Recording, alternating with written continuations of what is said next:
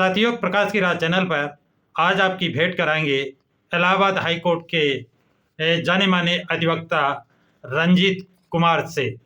और वो अधिवक्ता के साथ साथ सोशल एक्टिविटीज़ में बहुत सक्रिय हैं और बसपा के विषय में बहुत ही अच्छी जानकारियां रखते हैं। तो आज हम उनसे परिचय भी लेंगे उनका, और ये जानना चाहेंगे कि सोशल मीडिया पे बड़ा अफवाह फैल रही है, र्यूमर फैलाई जा रही है कि सभी पार्टियां के राष्ट्रीय अध्यक्ष उपचुनाव में प्रचार में निकले हुए हैं। बसपा सुप्रीमो मायावती और नेशनल कोऑर्डिनेटर आकाश आनंद प्रचार में क्यों नहीं निकले हैं उपचुनाव में? हाँ, तो वकील साहब, आप अपना परिचय देते हुए ये शंकाओं का, हमारे श्रोताओं को जो शंका है उसका समाधान करने का कष्ट करें। धन्यवाद साहब, आपने जो है समय दिया उसके लिए बहुत बहुत साधुवाद। जैसा कि मैं Ranjit Kumar advocate Allahabad high court में प्रैक्टिस करता हूं और पॉलिटिकल साइंस से मास्टर डिग्री भी हूं जी। और जहां तक रहा वर्तमान इन ज्वलंत मुद्दे का, साहब ने जो सवाल उठाया वो जेन्युइन है कि इस तरह की जो है, ये मैं एक समझता हूं कि बहन जी की एक स्ट्रेटजी है और इस स्ट्रेटजी का मैं स्वागत भी करता हूं जिन्होंने जो निर्णय लिया उपचुनाव में न जाने। क्योंकि अगर मैं देखता हूं बीएसपी को, कभी ये कहा जाता है कि बहुजन समाज पार्टी पार्टी नहीं, एक मिशन है जी। और मिशन के कई डायमेंशन होते हैं। मिशन का ये मतलब नहीं होता है कि जो है एक व्यक्ति ही सब कुछ है। इसमें हर व्यक्ति भी अपने आप में एक महत्वपूर्ण पिलर का काम करता है। बहुत मिशन का काम मिशन। बहुत अच्छी बात। दूसरी चीज आप देखते हैं कि हमें कई चीजों से लड़ाई लड़नी पड़ रही है, जैसे मनी माफी, मीडिया, इसे तो हम लड़ ही रहे हैं जी। और साथ साथ जो ये तथाकथित हमारे अगेंस्ट में काम करने वाले लोग हैं, पार्टियां या सोशल संगठन है, ये हमारे बीच से जो है फोड़ कर नेतृत्व फोड़ कर अलग अलग ले जाकर हमारे अगेंस्ट में काम करवा रहे हैं। Even print media, electronic media हमें कहीं भी इस पर सरोकार नहीं देता, कहीं में तवज्जो नहीं देता, हमारी बात को नहीं। हम अगर लाखों की, ये बहन जी की ताकत है कि रमाबाई पार्क, स्मारक पार्क को बहन जी की क्षमता है को भर सकती है, नहीं आज के भारत के कोई नेता के पास इतनी क्षमता नहीं को भर दे। और एक चीज मैंने एनालिसिस किया कि अभी जो लोकसभा का चुनाव हुआ 2024 में, जबकि देखेंगे भारत में अगर राष्ट्रीय पार्टियों की संख्या 6 है, जिसमें देखा जाए तो 3 पार्टियां बीजेपी, कांग्रेस, तीसरे नंबर पे बीएसपी आती है। अच्छा, और उसका जो है मीडिया कहीं स्थान ही नहीं देता है और ढूंढता है विकल्प नहीं है, देश के सामने विकल्प ढूंढता है, विकल्प ही नहीं है। जबकि अगर देखते हैं लोकसभा के अभी वोटों का सिनेरियो देखें, अगर हम देखें कि छोटी छोटी पार्टियों का गुणगान करेंगी लेकिन तीसरे स्तर की पार्टी का गुणगान नहीं करेंगी। जैसे बीएसपी को लोकसभा 2024 में पूरे भारत में जो वोट मिला है 1,31,53,818 वोट मिला है। हाँ, तो बहुत मिला है। और लगभग कांग्रेस से कुछ आगे है, उसके बाद बीजेपी है जी।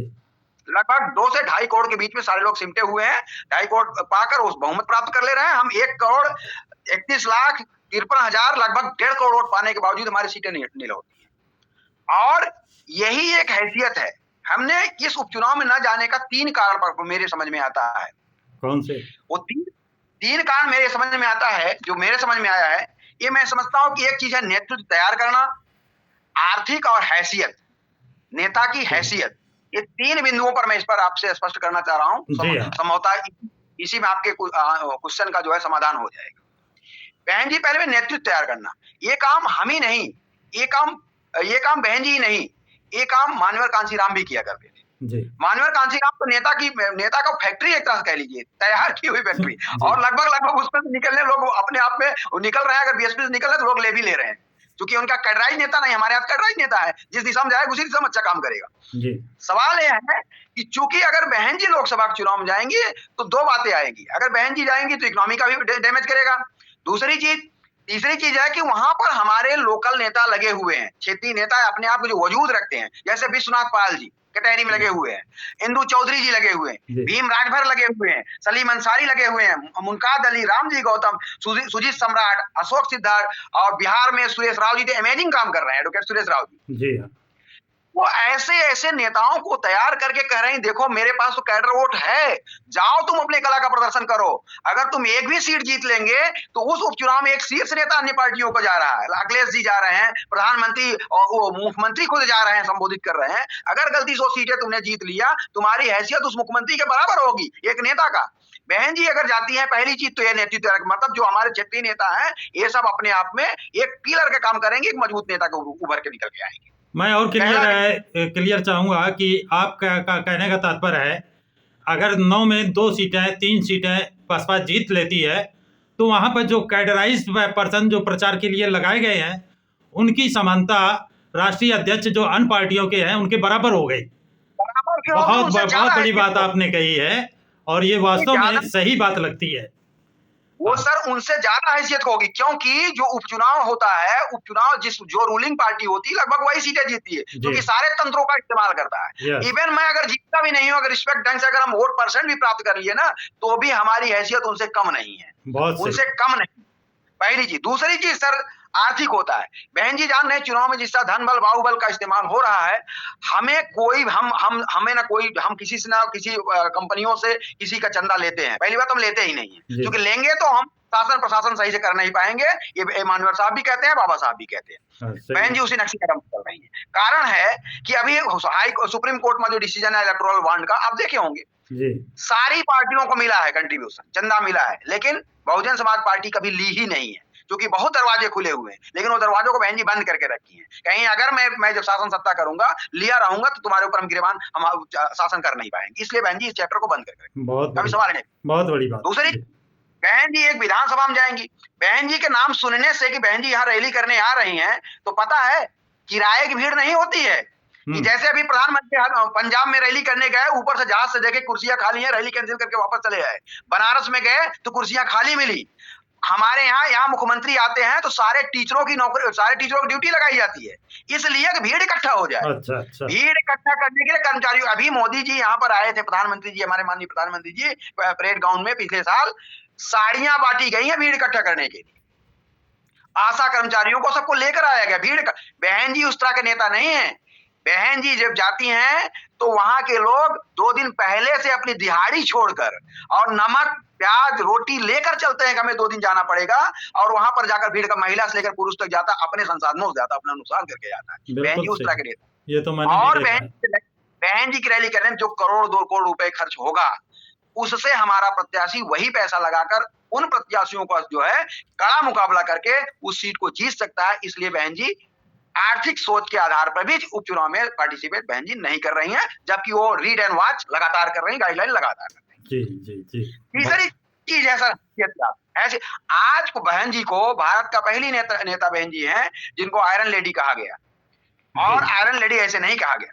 बहन जी यहाँ से बच्चा से एक बात अगर बहन जी के पास एक चीज पूछ लिया जाए कि बहन जी के सबसे अच्छा क्या है, तो सीधा व्यक्ति कहता है बहन जी का लॉ एंड ऑर्डर।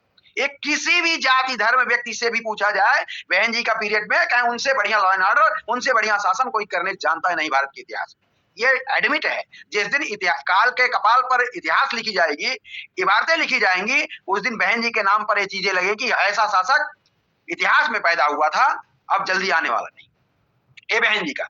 रही सवाल बहन जी की हैसियत, आज अभी वर्तमान समय में देखे होंगे कि योगी गवर्नमेंट के द्वारा 27,764 विद्यालय, परिषदीय विद्यालयों को, प्राइमरी विद्यालयों को खत्म किया जा रहा था। बहन जी ने एक प्रेस कॉन्फ्रेंस किया और उस विधेयक को उनको वापस लेना पड़ा। ये है बहन जी का हैसियत। ये है बहन जी अगर एक काउंटर करती हैं तो उसमें हलचल आ जाता है। ऐसा क्यों? उसका मतलब सिर्फ और सिर्फ ये है, हमारे पास सीट नहीं है, लेकिन सीट उन पार्टियों से ज्यादा जो क्षेत्रीय पार्टियां लगे हुए हैं, चाहे बिहार में चिराग पासवान की पार्टी हो, चाहे महाराष्ट्र में रहे हो, चाहे जीतन मांझी की party, even Azad Samaj party भी जो हमारे बीच में तैयार किया गया है, उनके प्रायोजित ढंग से तैयार किया गया है ताकि वोट काटा जाए, उन सबके पास भी इतना सीटें वोटे नहीं है जितना बहुजन समाज पार्टी के पास है। और यही कारण है कि बहन जी की हैसियत को लोग समझते हैं और जानते हैं। आज भी बहन जी सीट नहीं है, इसके बावजूद विपक्ष की भूमिका में बहन जी एक पिलर का काम करके दिखा रही हैं। इसलिए मैं समझता हूं कि बहन जी अगर उपचुनाव में नहीं जा रही हैं ये बहन जी का निर्णय सर्वमान्य है और हम इसको सर से स्वीकार भी करता हूं, ताकि उन जो नेता हमारे और बीच के हैं वो बड़ी अच्छे ढंग से प्रदर्शन कर सके और अच्छा नेतृत्व डेवलप हो सके। बहन जी कैसे साल तक काम करेंगी? 10 साल, 20 साल, उसके बाद हमारे 100 नेता तैयार होकर आएंगे बहन जी जैसा। कांसीराम तो कहते थे, कांसीराम क्या, कोई और कांसीराम बन जाए, हमसे बड़ा काम कर दे, हम उनके पीछे चलने के लिए तैयार है। तो बहन जी उस तरह के नेता है, बहन जी उस तरह के नेता है। इसलिए बहन जी के हैसियत को कम करके आंकना ये भारतीय राजनीति की चूक होगी, भूल होगी। यही जो है मैं समझता हूं, इससे इनका जो निर्णय है वो बहुत अच्छा है, इसका हमें तो वो शुक्रगुजार हूं। और क्षेत्र के जो आज जो उपचुनाव होने जा रहा है कल, उनके सभी लोगों से मेरी एक अपील भी है कि एक बात जान लीजिए कि अगर जिस दिन ये अस्मिता का सवाल है, क्योंकि बुद्धिज्म रूप में भारत जब इकट्ठा था तो भारत की भौगोलिक सीमा का अगर आप मूल्यांकन करेंगे तो पूरा अफगानिस्तान, बांग्लादेश, पाकिस्तान, श्रीलंका सब भारत का भाग हुआ करता था, उसको तार-तार कर दिया गया। हमारी हैसियत कहां पर हो गई? दूसरी चीज, एक राष्ट्रीय स्तर पर एक बहुजन समाज पार्टी अभी बांधी हुई है, अभी लोगों के बीच में टेरर है। जिस दिन ये खत्म हो जाएगा उस दिन ये समझ के रखिएगा, सोचो हमारी क्या हाल होगी। वकील साहब इसी पे फोकस करिए कि चुनाव पर ये किसी दिन अलग टॉपिक ले लिया जाएगा। तो वकील साहब ने जो मैंने सवाल पूछा था उसका जो उत्तर दिया है मैं समझ रहा हूँ। वकील साहब कह रहे हैं कि बसपा सुप्रीमो मायावती इसलिए नहीं निकलती है, उन्होंने कैडर के लोगों को लगाया है, हर विधानसभा में कैडराइज पर्सन लगाए, उनको जिम्मेदारी दी है कि इस विधानसभा को जिताने की जिम्मेदारी उनकी है। और अगर वो उस विधानसभा को उस कैडर के अथराइज पर्सन जिता लेते हैं तो उनकी हैसियत उन मुख्यमंत्रियों से, उन राष्ट्रीय अध्यक्षों से ऊपर होगी, ये वकील साहब का कहना है। आप दूसरा कि बसपा सुप्रीमो पूंजीपतियों से, उद्योगपतियों से चंदा नहीं लेती हैं, क्योंकि जिससे चंदा लेंगे, जिससे धन लिया जाएगा, उनका ध्यान रखना पड़ेगा। इसलिए बसपा सुप्रीमो गरीब जनता के चंदे पर सरकार बनाती हैं, चलाती हैं और उन्हीं के हितों को ध्यान में रखते हुए नियम कायदे कानून बनाती हैं। तीसरा वकील साहब का कहना है कि बसपा सुप्रीमो एक मिशन चला रही है, पार्टी नहीं, पार्टी बाद में है, बसपा एक मिशन है, जिस मिशन को बाबा साहब ने शुरू किया था। बाबा साहब से पहले गौतम बुद्ध ने शुरू किया, ज्योतिबा फुले ने शुरू किया, छत्रपति साहू जी महाराज ने जो चालू किया, बाबा साहब डॉक्टर भीमराव अंबेडकर ने, मानवर काशीराम ने, उसी मिशन को आगे बढ़ाने का काम बसपा सुप्रीमो कर रही हैं और एक नहीं लाखों मिशनरी तैयार करने का काम कर रही हैं बसपा सुप्रीमो, जिसके कारण हर विधानसभा में बाहर से किसी को न जाना पड़े, वहीं के लोग उस विधानसभा सीट को जिताने का काम करेंगे। वो फैक्ट्री बसपा सुप्रीमो तैयार कर रही है, ऐसा वकील साहब का कहना है, मानना है।